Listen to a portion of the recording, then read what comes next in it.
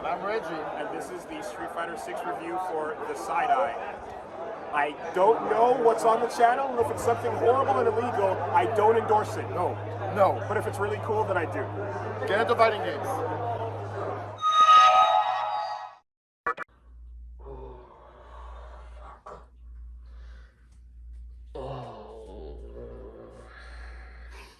Hey, hi, Side-Eye here, and to be honest, I've come down with a little something. It's more of a sickness of the head, but it's been affecting me for the last year or so, and I'd be lying if I said it wasn't a bit embarrassing, but I think you could be trusted. Okay, come close. I'm excited for a fighting game. Ah yes, fighting games. The genre I hate to love. Now don't get me wrong, I absolutely love fighting games. I equate it to a virtual version of bodybuilding / working out, where it's the only genre where the work you put in through training directly translates to results that you can actually see. No other genre of games makes me feel quite like the way they do. Some of the most fun and gratifying moments I've ever had playing a game has been through them, because it wasn't my team or some arbitrary stats that made me win. It was me! I did that! Ignore the top tier character I picked, it was me! Now, with that being said, I'd be lying if I said that I hadn't had an estranged relationship with them recently, as I've been burned with some of the more recent releases. It seems like clockwork. Every year a fighting game comes out and I'm always like, this is the one I'm finally going to get good at and sink my teeth into. Only for the game to not really deliver in some way or another. I really enjoyed my time with Guilty Gear Strive, as it had amazing netcode and gameplay, but the terrible lobby system and a lack of single player content made me eventually drop it. And no, I'm not watching the story mode. Dragon Ball FighterZ in a lot of ways was a Dragon Ball fighting game of my dreams, but terrible online and not a lot of content made me not come back to it all that often. MK11 had great single player content and online, but sometime during my time with it, I had an epiphany. Hey, wait a minute. These games don't feel good to play at all. And DNF Duel was DNF Duel. Needless to say, all these games came so close to being amazing, but various things made them fall short for me. So I'm a little incredulous when it comes to new fighting games. But Street Fighter 6 looks so good, guys! The characters, both new and returning, look great. The new drive system mechanic seems fresh and really well thought out. The game has a robust single player mode. There are so many cool little details added that just make it seem like Capcom cared when making it. I have been above excited ever since Street Fighter 6's initial reveal. Well, its initial full reveal. Yeah, I'll be honest, much like a lot of other people, this initial teaser with Meet Ryu and Who the Hell followed by an Adobe stock logo didn't exactly fill me with anticipation, but ever since the game had been fully unveiled, I did literally everything in my power to get a hold of it. I went to Evo and got in line multiple times to play an early build. I formed a summoning circle in my bedroom to ensure I got into both closed betas, and of course I played the most recent open beta before the game's release. It felt so good to see the Street Fighter series back in full swing after 5. And speaking of 5... I'm afraid to admit my auto count in this game. Look, the thing about Street Fighter V is that it wasn't some terrible game. I think in a lot of ways, especially now, it's pretty great, and it's probably my go-to SF game just to mess around in. But on top of a horrible initial release, the staggered drip feed of classic modes, questionable mechanics, bad online, and pretty shameless implementation of ads into a full-price game, I think Street Fighter V's biggest sin was that it felt like it was just another Street Fighter game. Every single other mainline Street Fighter game to date seemed to be made by people who had a vision of what the future of the series should be, but SF5 just looked like a game made by people who were told to make a new Street Fighter game. Oh, and esports! But now that's changed, and SF6 absolutely has a spirit that SF5 lacked, and is now in everyone's hands. Does it live up to the legacy, or does it falter in the face of adversity? Oh, and I also want to put 100 hours into this game to truly test its longevity, and if the game can grab a majority of people, especially me, for a long period of time. Also, a bit of a disclaimer, I am not by any means a professional player. This is a review from a more casual fighting game fan point of view.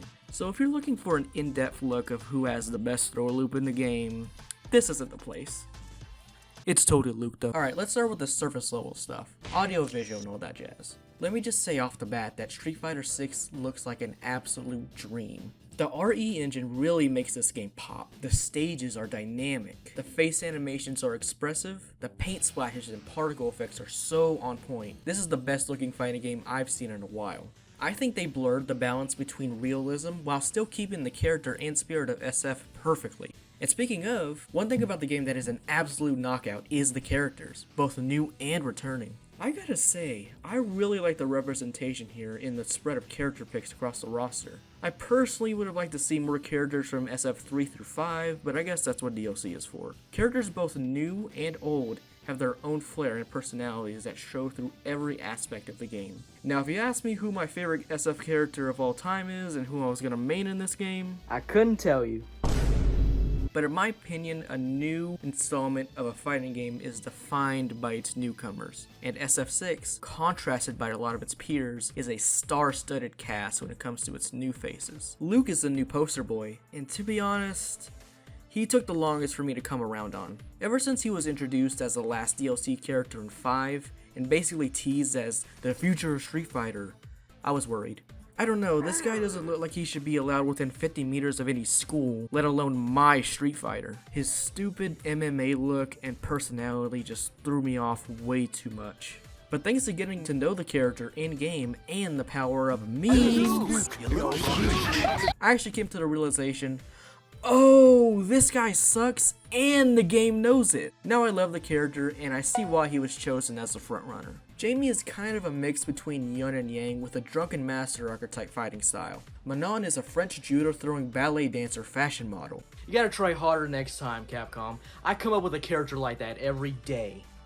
Kimberly is a ninja, a la Guy and Zeku, while still having her own flair. Lily is the daughter, family member, in the same tribe as, spiritual successor to T-Hawk, but plays completely differently. JP is the closest thing to a villain in this game, and it turns out he's M. Bison's accountant? Imagine if Stalin died and then his barber took up the mantle. That's kind of the situation we're dealing with here. Oh, and then my favorite newcomer, Marisa. She's this hulking gladiator with super armor moves and her hair is in the shape of a helmet. I was in love at first sight. So yeah, a good handful of newcomers, all of which were hits for me. The old cast is just as great as always, some with some totally new outfits. My personal favorite redesigns are DJ, Juri, Honda, Ryu, Cammy, and of course, the girl Chun-Li. Visually, SF6 hits it out of the park. But how does the sound fare?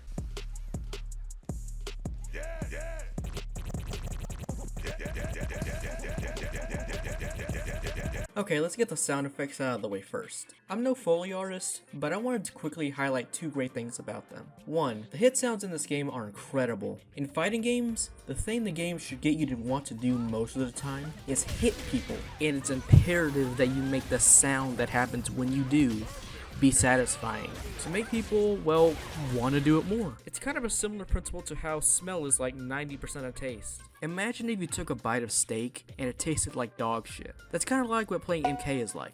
Now luckily in SF6, it always feels good to hit people, and the sound effects are a big part of why. 2, I love the accessibility options when it comes to sound. You can set unique sounds for a myriad of things, like cross-ups, counter hits, high or low attacks, how much drive gauge you have, even how close or far you are away from your opponent. This should set a precedent for all fighting games in the future. Could not give more thumbs up on that front. Alright, now it's time to bitch about the music. I have gone back and forth on the music of SF6. At first, I didn't really care for a lot of it. First off, something about the rap they were using just kind of put me off. I saw someone describe it once as protein powder rap, and I think that's pretty apt. It sounds like something you would hear at the gym or in an auto-generated playlist called Beast Mode or something. Aka, what someone who doesn't listen to a lot of hip-hop thinks rap music sounds like. But the more I listen to it in the actual context of the game, I think it makes sense. The game in general seems to be a bit of a spiritual successor slash send-up to SF3, Third Strike in particular. And the rap tracks are proof of that. Back in Third Strike, they didn't get Nas or Prodigy to rap the verses in those tracks. They got rappers that sounded a bit more amateurish, ones you would see ciphering on a street corner. Get it? Because it's street fight. The same thing applies here. I understand why the rap in SF6 sounds the way it does though, and I respect them for it. Also, by far the best rap track in the game is the World Map song. I can't believe it's only used on a screen you only spend like 5 seconds at a time on. And then we get to the OST of the rest of the game, which has also been a point of contention on the internet, especially the character themes. Now, going through the entire soundtrack myself, I was actually quite surprised on how much I loved each of the stage themes and other menu music. Here's some highlights.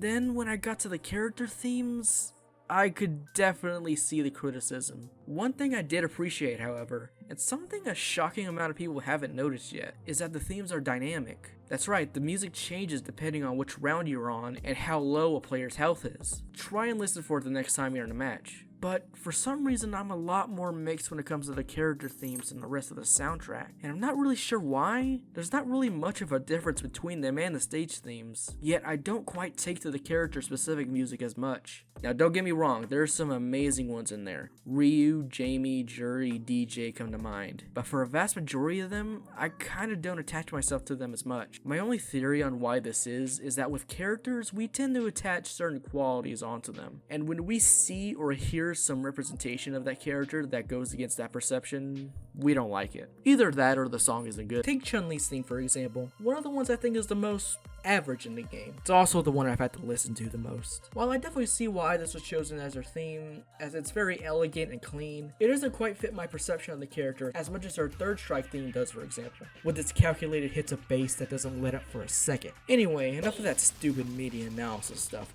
Gameplay, baby! I gotta say, ever since the first time I laid hands on this game at EVO, I could tell that this game felt really great just to control. This has got to be the most weighty Street Fighter to date, and while this series has never been known for its air movement, barring a certain sub-series, SF6 seemed to deliberately make everything you do in this game feel much more grounded, and thus like every hit has an extra oomph to it. But by far, the main thing SF6 added to the series that made it stand out on its own is the drive system. It's just green shit! This bar right here will dictate almost every move you make in this game. I usually try to not let green rectangles take control of my life, but today I'll make an exception. Not only does the drive bar tie into 3 of the most important universal moves in the game, but is also the new home for one of the series staples. OD moves. Regardless of the name change, the fact that OD moves no longer take away from your super meter alone is a huge change. But then you get to the 3 big new universal moves: the Drive Impact, Drive Rush, and Drive Parry. Oh boy, where to even start?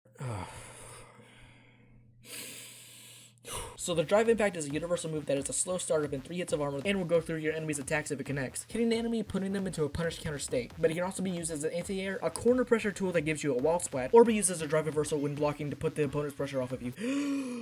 The drive parry is a parry that can be used indefinitely, assuming that the enemy keeps throwing out attacks. It is a good way of building your drive meter by eating projectiles thrown out by your opponent or guessing their next move. However, it will slowly drain your drive gauge over time and is very susceptible to being thrown out of, so it's wise to not use it all that often. And if you do a parry within 3 frames of an attack hitting you, you would do a perfect parry, which can be used to gain the upper hand and further press the advantage in this fighting game.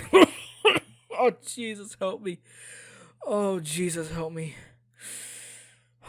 The drive rush is a technique performed by double tapping forward from a drive parry in neutral or server attacks during combos. It will send you barreling towards the enemy much faster than a regular forward dash. It can be used to close the distance between you and the opponent to extend your combos. It also massively improves the plus frames on damn near every move in the game, and its use is so character and move dependent I can never fully describe its usefulness in one breath. It's probably the most high skill ceiling thing in the game. This is still the game with Ryu in it. My God, the drive system is so smartly designed and implemented, it's hard to believe that this is the first game it's in. The way every single thing you do connects to this meter is simply masterful. I didn't even go into the burnout state, which happens when you deplete the gauge, causing your character to look tired and taking damn near every sauce producing tool away from you, and making you susceptible to being stunned in the corner. Here's the thing though, the way it's designed is perfect for both beginners and advanced players alike. All of that may have sounded complicated, but I promise you, in practice, in game, it's not. The unique colors, animations, and sounds that the drive moves give off signal to new players what each one is. The drive rush is green, the parry is blue, and impact may be multicolored, but its unique sound effect and slow startup makes sure that no one will mistake it for any other move. Now, reacting to it is a different story. I could go on all day about how amazing the drive system is, but I think I'll leave it at that. And while I'm on the topic of new players, Margarine? Modern Control is a new addition to SF6 that helps players that are less familiar with fighting games or just don't gel well with the classic 6-button control scheme. Instead of having 6 main buttons, you have 4. 3 for each normal attack and 1 for specials. There are also built-in buttons for drive impact, drive parry, and an input assistance button for auto combos. So although this may limit what your character can do, it limits the skill ceiling dramatically for those who have just picked up a character and allows for them to have more fun way quicker. Instead of worrying about the execution of your specials and combos, Modern Controls puts players on a fast track to learning the mind games of SF6. It is an invaluable tool to not only the future of SF6 as a game in terms of its longevity, but to the genre as a whole, while also being very smartly implemented. Many fighting games have had modes or features like this in the past, either through an auto combo system or an easy input control scheme, but those features have always been seen as non-optimal in the eyes of many players. Sure, they may allow new players to have fun more often, but the limitations of them have stifled said players' progress in the long run, whether it be due to them being too limiting or just straight up not being an option when it comes to online player tournaments. Modern Controls in SF6 are the first time I've seen a feature like this really soar. This is due to the fact that you can use them in every facet of the game, including online play and big tournaments. A Modern Control player even made it to top 6 in EVO this year. They are neither too overpowered to be considered cheap and thus banned, and not so underpowered that it's not non-optimal to choose them in the most competitive of circumstances. I truly can't praise the implementation of Modern Controls enough. I can't use them. I just can't. My brain is just too hardwired on the 6-button control scheme that I just cannot wrap my head around them. I cannot for the life of me handle not having all my options available to me at all times. I tried playing Marisa, a character I never played before considering that she's brand new, in modern mode, and I just couldn't do it. Now does that mean I could never learn them? Not necessarily, but since I'm so used to the classic style, I think I'll just stick with that. But please do not let that anecdote dissuade you from trying Modern Controls, especially if you're new. Do not sleep on them. Well, now it's on the modes, and this game makes my job easy for me by lining them all up in a row. So let's just tackle them from left to right. World Tour was by far the thing I was most curious about going into this game. A mode that finally asked the question, what if the shmoo could do a command grab? This is Street Fighter 6's premier attraction, if the trailers are to be believed. No, seriously, the marketing for this game couldn't go 2 seconds without reminding you that Shmoo Simulator 2023 was also part of the package. And I get why. So many fighting game single player modes fall into one of 3 categories. 1. Glorified arcade mode, or just actual arcade mode, take it or leave it. 2. Lavishly expensive yet linear movies, sometimes with a fight in between. And 3. Now, at launch, Street Fighter V broke the mold by being with a mid-survival mode. So, World Tour did not have a high ceiling to break through. The idea of creating your own character and interacting with the world and characters of Street Fighter through an open-world RPG a la the Like a Dragon games sounded like a dream come true for me. Now here's the question, is it good? Yeah.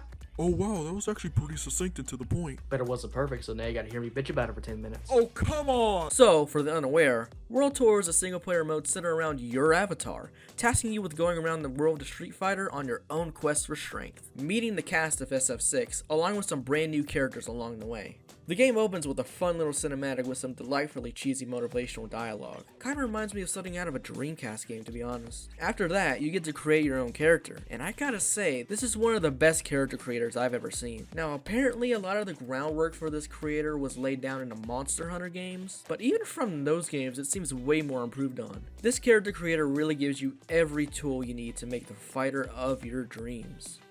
or a terror for the eyes. I opted to go the safe route and make the most accurate facsimile of myself I've ever made in a character creator. The resemblance is uncanny. You started the game as a trainee under Luke, being a novice fighter wanting to get stronger. You were then quickly introduced to your rival, Bosch, a character I could never get a solid read on. I mean, you're introduced to him foot first as he tries to flying jump kick your head off, totally unprompted. And then a second later, he is all buddy-buddy with you, going to shops and street vendors with you and stuff. Only for 10 minutes later for him to go back to being a brooding dickhead again. Man, this is a weird character. But we'll go further into that later on. It's after this where you are more or less set free in Metro City, which has a surprising amount to explore. Hidden chests, enemies, pickups, vendors. The game definitely rewards you well for exploring. So, in World Tour mode, since you are a novice, it wouldn't make sense for you to have a developed moveset. And for that, World Tour acts as a sort of RPG, where you can level up, upgrade your gear, and explore the world to get stronger. You can also just walk up and challenge most of the NPCs to a fight at any time, which never gets old. But, by far, the most engaging way of making your character your own is the Master System, not that one. Over the course of your journey, you will find yourself crossing paths with the various fighters of SF6. Ryu, Chun-Li, Kimberly, they're all here. And after talking to them, you can go under their wing, having them as your master. After your character becomes your master, it opens up a couple things. First, it unlocks that master style, which you can equip on your character and put your avatar over the skeleton of that master, giving you their normal attacks and overall movement and animations. It also unlocks the ability for you to level up that master style, as well as deepen your bond with said character. This was by far the biggest draw of World Tour for me. While I have always loved the characters of Street Fighter, unless you are an avid follower of the Udon comics or watch one of the anime movies or something, there's never really been a good way of getting to know them past whatever few glimpses you get from them in-game or through arcade mode or something like that. What World Tour was basically promising me was to finally get to know all these cool characters' personalities, as well as take those characters' moves and allow me to mix and match them on my avatar. And I'm happy to report that is exactly what I got. This is far and away the best part of the mode. Simply hanging out and having one-on-ones with the SF cast was an absolute delight. The writing with the characters here never disappointed. It gave me some really surprising insights on some of my favorite characters. Did you know that Chun-Li is really into skeet shooting? Wow.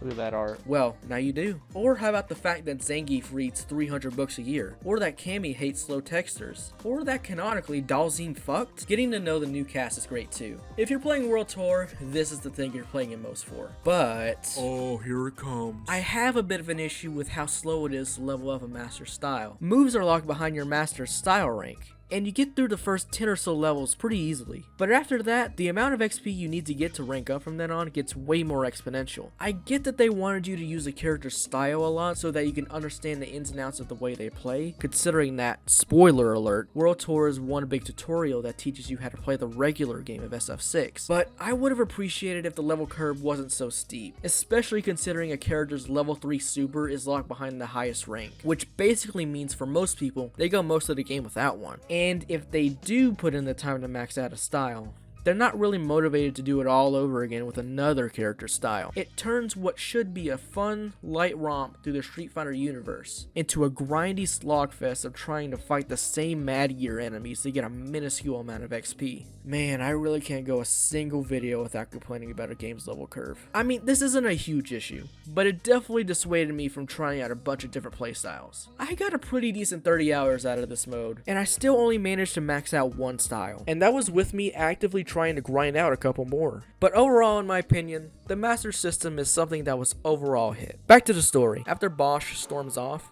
he gets involved with the Mad Gear gang and steals a mysterious bag from them, and for some goddamn reason, you are tasked with getting it back. You then go through this convoluted fetch quest all over the world to make a makeshift bag that will somehow fool them? I think this is a good time to bring up how much of an absolute dumbass your main character is. Okay, so you're tasked with finding this missing bag that Bosch took. Cool. You can't find him, so your avatar thinks it would be a good alternative to construct an exact copy of the bag without ever once thinking to themselves that maybe what they want was not the bag itself, but what was in the bag. Be honest, would you do anything differently in this situation? Anyway, after a lot of wild goose chasing, you manage to track Bosch down to England, where it turns out he's working with Jury and some other unknown party, and he gets away again. But this time he gives you a hard drive with his chic AMVs on it.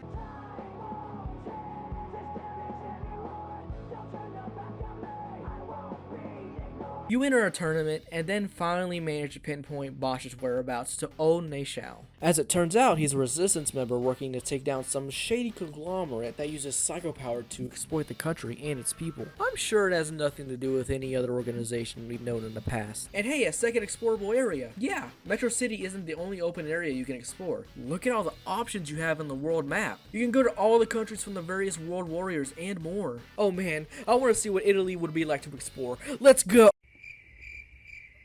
Why? So, as it turns out, World Tour only has 2 fully explorable areas to walk around and do shenanigans in. All these other options in this menu, they're basically just the in-game stages with a character associated with it, a merchant, and a couple NPCs. Now, if you ask me, both Metro City and Nayshaw have more than enough content for the runtime of this mode, but I just have to ask, why set this menu up like this? It almost feels like a scam. Like the game promises you the idea of going and fully exploring all these locales from the Street Fighter world, only to pull the rug out from under you. Like, yes, you can technically go to Brazil and meet Blanca. I just wouldn't consider this a fully explorable area. I don't know, man. I get that it would not be plausible to make a distinct, fully explorable map for all these stages, but you couldn't give me like a block or something to explore. You can't even move the camera in these spaces, there's so little to do. Well, at least the story's still here. So, you go to Nayshaw to once again look for Bosch. You then meet a mysterious cardboard combatant who is shrouded in mystery. Who could this mysterious, dangerous foe be? It's Bosch. It's Bosch who has been imbued with psycho power. It's not even remotely hard to come to that conclusion, but the game treats it as a huge revelation later down the line. Anyway, blah blah blah. It turns out the shadowy organization is Neo Shadowloo, led by JP. Your dumbass avatar gets gaslit into making a bomb that's going on the championship belt in the big tournament. Bosch is gonna murder suicide bomb himself with the belt and take JP with him. Standard affair.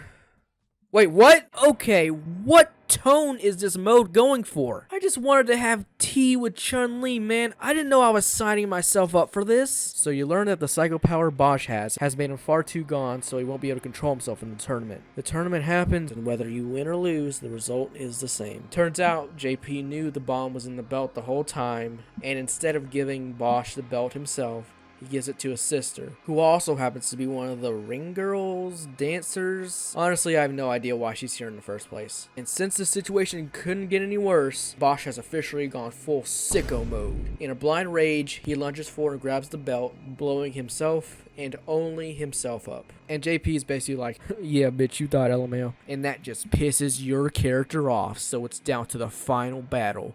You versus JP. You beat him, and then he basically tells you everything you did in this entire mode was meaningless. Credits in the post-game. You owe it to Bosch's sister, who is basically in denial that he's dead. There's almost no payoff for the entire thing. It just ends with your avatar being like, welp, I guess the quest for strength is endless. Well, that was definitely a story that happened. It had characters, and plot points took place.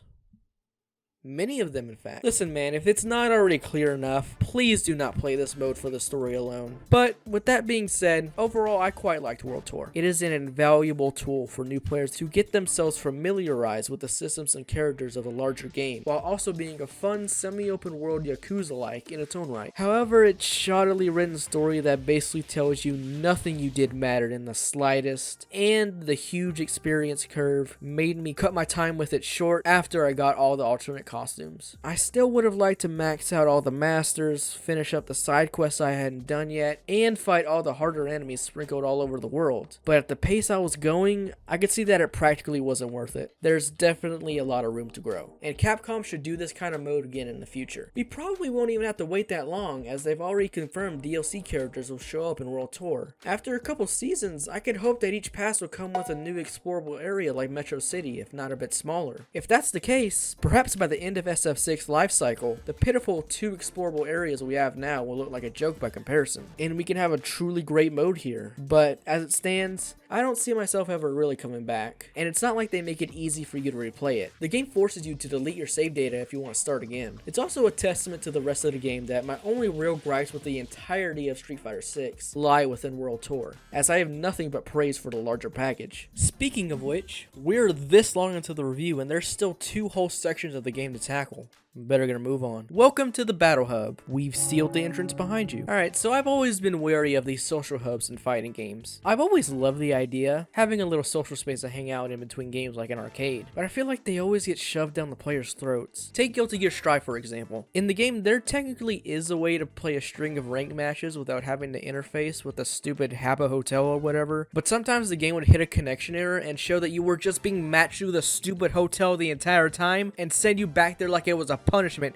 God, I fucking hated this shit. So, off the bat, Street Fighter 6's Battle Hub earns some points for being completely optional. If you just want to play matches without ever interacting with the social aspect, you can. Which is ironic considering I often find myself willingly going there. Yeah, point 2 for the Battle Hub is the fact that it's an actual pretty fun social space just to hang out in. It has some pretty cool functionality and features that actually take advantage of it being a space to interact with other players. For one, 100 hours in, and I have yet to get tired of seeing other people's avatars. With the endless possibilities available to you with the avatar creator, it's nearly impossible to run out of ideas for little freaks to run around with. Like Shmoo, goddammit. From affronts to God to characters and people from pop culture, the world is your oyster. You can even fight other people's avatars, which is nice. Though avatar battles are definitely something I did a few times, had a good enough time with, and then really had no desire to do them again. I think that's mostly because of the lack of fairness when it comes to them. The level your character is in World Tour will be your level in the fight, carrying over all of your stats and gear as well. That means a level 5 player that just installed the game can fight a level 99 demon, with the game making absolutely no attempt to make it an even remotely fair fight. But it's not here for that. Avatar battles are here so you can watch Monkey D. Luffy with Dalzim style equipped body a guy. That's the extent of it. Second, there's some actual good functionality that takes advantage of the Battle Hub being a social hub. Spectating, chat, stats, leaderboards. There's a lot to keep you engaged. And spread all around the hub are these arcade cabinets. One player sits down on one side and another player on the other. And just like that, a casual match is taking place. The simplicity of just sitting at a cabinet and playing a casual game takes a lot of stress off the usual online fighting game experience, as it doesn't affect rank. You can lose 100 games in a row and not see any penalty. I used a semicolon in that last sentence. It's a great tool to learn matchups that you still need to work on. Just go around the cabs and see someone queuing as the character you need to practice against, and bam, you're practicing. And finally, the Battle Hub just has a cool and chill atmosphere that you can use to unwind in between sets. It's a welcome buffer sometimes to unqueue from ranked to just walk around and mess around for a bit. And speaking of ranked, here's the multi-million-dollar question. Is the online good? Well, let me put it like this. It's not good. So, for a good long while there, most fighting games just wouldn't work online. Like, it would be fully implemented and you could technically do it, but then you would get into a match and then it would be like... Luckily, with the advent of rollback netcode, this is no longer an issue, providing it's implemented correctly, and I'm glad to report that Street Fighter 6 is a mostly amazing experience when it comes to online play. Don't get me wrong, when you're actually in a match, the experience is really solid. I can maybe count on maybe 2 hands the times I encountered an even remotely laggy match. But for some reason, this game, more so than any other fighting game I played, has the most amount of network instability. There's been quite a bit of times where my connection to the network has dropped out entirely. Within a match, queuing for a match, in the Battle Hub, it's not constant, but it happens enough for me to notice. Ranked play is of course here, and rank is determined on a per character basis. Thank Christ. Seriously, this is the first fighting game I think I've ever seen where this is the way the rank system works. And I'm just left baffled on how this is the first time I've seen it. Most other games have you ranked on a player level and I just never understood it. This always made me so incredulous to try out new characters in online play. Now there's no penalty to playing multiple characters as it won't affect your general placement, meaning monogamy is officially out the window. Now, if I want to play Modern Blanca, no one can stop me, goddammit. All in all, man, the online experience in Street Fighter 6 is mostly second to none, with a great ranking system and good connection quality thanks to rollback netcode. It's the feature that, bar none, is going to keep me coming back more than anything else. Alright, now one press of the D-pad later... Is this prison? So, Fighting Ground is where most of what you're expecting from a fighting game is going to be. Your standard versus matches, training, arcade mode, trials, still works. It's crazy to think that this one screen is what a lot of fighting games used to and still sometimes come with in the whole package. Now let's go through some of the modes I have the least to say about, and then tackle some of the more heavy hitters. Arcade mode is here from the start. Big improvement. If you played a fighting game before, it's exactly what you're expecting. You watch a short animatic, fight some fights, and then watch another short animatic afterwards. I will say I was pleasantly surprised at all the options they give you. You can turn the bonus games on or off, change how many matches around you want to do, and even turn off the cutscenes if you just want to play a sequence of CPU matches. They also give you a bit of incentive to come back, rewarding you with art for subsequent playthroughs. Extreme battles are a fun distraction. They'll make you the life of the party, considering that you don't get thrown out first. Oh, come on, I brought bullring! I fell in love with the character select screen and transitioned into battle ever since I first saw it, but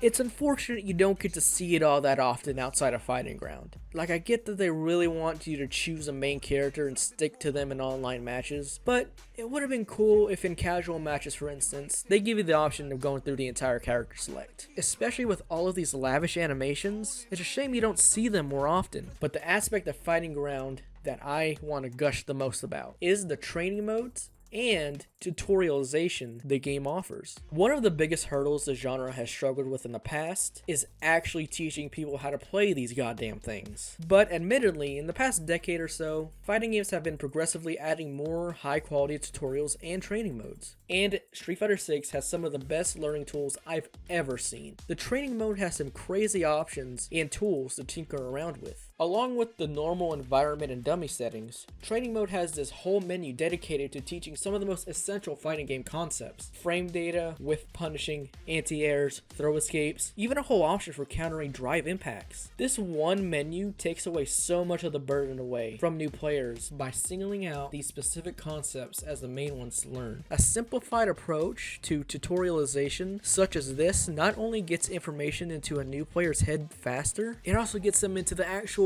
gameplay faster. The actual fighting, the thing people are spending $60 to do, whip some ass. And for those that want to dive deeper into their character, the game gives you those tools as well. The character guides this game provides are surprisingly in-depth. Not in the sense that they teach you to do crazy combos or anything, but that they show the player what their goal is with each character, how to use spacing, how to press the advantage. I genuinely learned some stuff I never knew about how some of the legacy characters played reading some of these. And of course, combo trials make their return, as tradition. Much like the rest of the SF6 experience, they're all pretty well thought out and give a smooth ramp up in difficulty from beginner all the way up to advanced. And when they say advanced, they mean it. Despite me putting about 70 hours into my Chun-Li, I still can't land her Advanced Trial 4 with any form of consistency. Even with it housing some of the more ubiquitous features in fighting games, Fighting Ground innovates on damn near every one of those modes, especially its teaching tools. So, one of the big questions I wanted to ask myself when making this review was if Street Fighter 6 had longevity or not.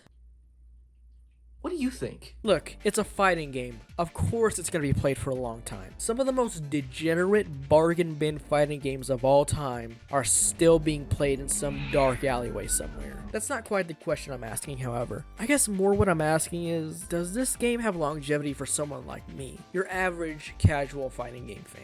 Someone who loves and appreciates the genre, but for whatever reason drops them after a month or two. For example, I loved my time with games like Guilty Gear Strive, Mortal Kombat 11, and Dragon Ball FighterZ, but after about 60 hours, there wasn't really much for me to come back to on a regular basis. This has been a struggle for me with the genre for a while. For the longest time, I've really been wanting a fighting game to sink my teeth into. Something where I can really learn the ins and outs of each character and mechanic. Something that I could play for years to come. Alright, so now let me ask this question again, but more specifically. Does SF6 have longevity for casual players like myself?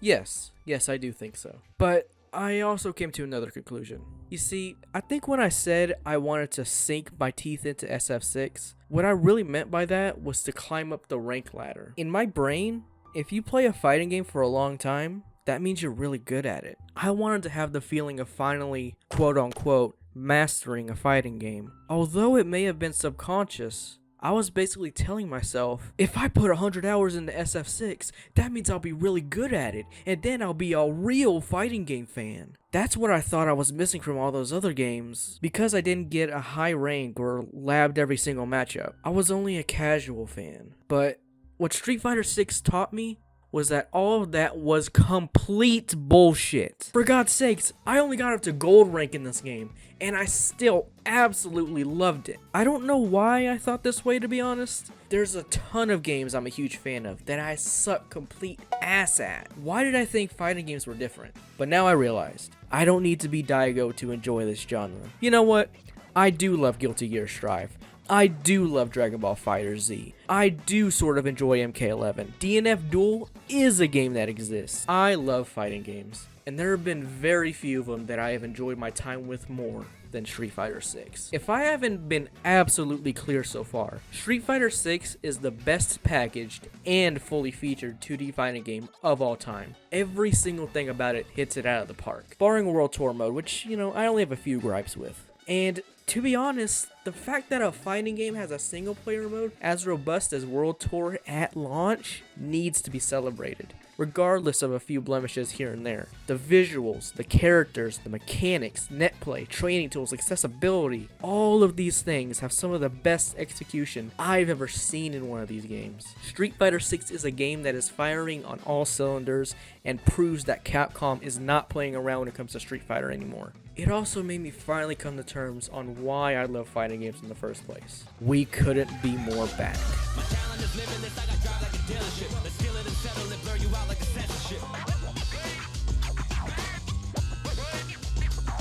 I'm a king undisputed when I step into the ring. I don't worry about the drama when I hear the bell ding. I do need a flow, homie, look at the wins. I'm a go, a phenomenal thing. Street Fighter 6. It gets a 9.5 if you care about scores. And hey, another reason I'll be coming back to SF6 is the DLC and post-launch support. Now, when I saw that this game was getting a battle pass, I was instantly concerned. But as soon as I saw it... Yeah, this is so laughably bad. I don't think anybody's going to get FOMO from it. And that's a positive thing in my view. But please, Capcom, please stop being coy on whether or not you're going to have microtransactions in this game or not, and then put them in on launch day after the reviews come out. But then there's of course the prospect of DLC characters. We already know the lineup for the first season, but there's a wide world of Street Fighter and Final Fight characters to pull from. Such a rich tapestry of characters spanning decades of design trends and artists. To pick from this plethora of faces would surely be a Herculean task of great magnitude. Manat, El Fuerte, Yuri, and Fei Long, Harry Hicks. Get on it, Capcom!